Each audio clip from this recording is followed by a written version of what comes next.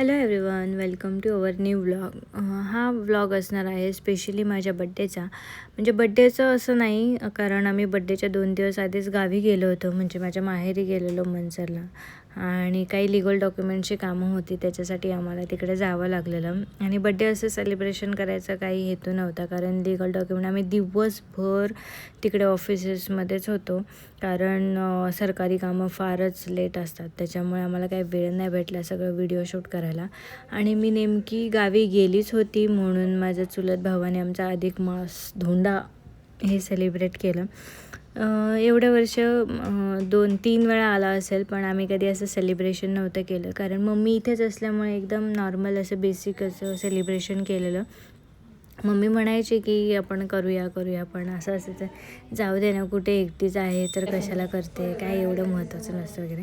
पण आम्ही गावी गेलोच होतो, तर त्याच्यासाठी मग चुलत भावाने आमचं ते अधिक मास करून घेतला.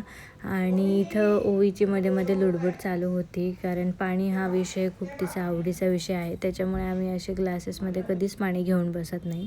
त्यानंतर आलेला माझा बड्डेचा दिवस. बड्डेच्या दिवशी सकाळीच आम्ही उरकलं आणि तिकडे मंदिरात गेलो. आम्ही सर्वांना घेऊनच गेलो होतो. त्यांना पण सांगितलेलं की तुमची काही गावची कामं असतील, दूध काढणं असेल किंवा काही बाकीची शेतातली कामं असेल, ती आजच्या दिवस राहू द्या आणि आपण आज मस्तपैकी दर्शनाला जाऊन येऊया.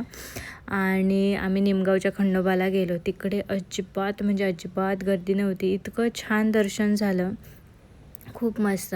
एक पण असं टाईम लागला नाही. आम्ही भरपूर वेळ असं गाभाऱ्यामध्ये थांबलो होतो. खूप छान असं दर्शन घेतलं. त्यानंतर आम्ही गेलो यमाई देवीला. तिकडेसुद्धा अजिबात गर्दी नव्हती. तिथेसुद्धा छान असं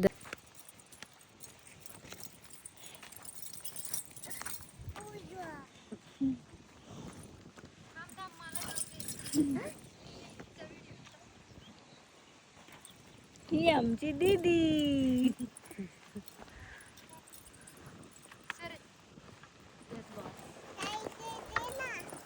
ए सायकल दे ना.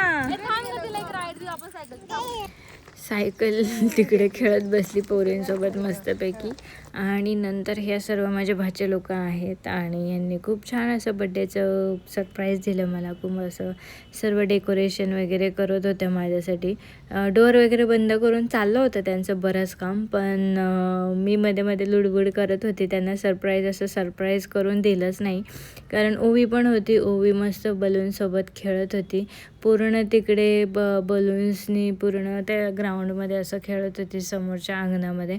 आणि सारखी आतमध्ये जात होती, बलून घेऊन येत होती. बलूनला पण हवेने मस्त साथ दिली. बलून पण इकडे तिकडे पळत होता, त्याच्यामागे ही पण पळत होती. बलून लांब गेला की ही मॅडम नवीन बलून घेऊन येत होती. सर्व बलून तिने बाहेर आणून मस्तपैकी खेळत होती. आणि तिकडे माती म्हणजे हे पण बेस्ट आहे तिच्यासाठी. गावाला गेलं का मातीतच लोळत असते ही पोरगी. नंतर माझं बड्डेचं औक्षण सर्वांनी करून घेतलं. बड्डेच्या औक्षणामध्ये त्याच्यामध्ये स्पेशल असं औक्षण होतं, माझ्या नवऱ्याने केलेलं. खूप छान वाटलं की नवऱ्याने औक्षण केलं होतं. मजा आली, कारण सरप्राईज इतकं छान होतं आणि अनएक्सपेक्टेड होतं. त्यामुळे मला खूप इमोशनल व्हायला झालं होतं. सर्वांनी फोटोज वगैरे घेतले.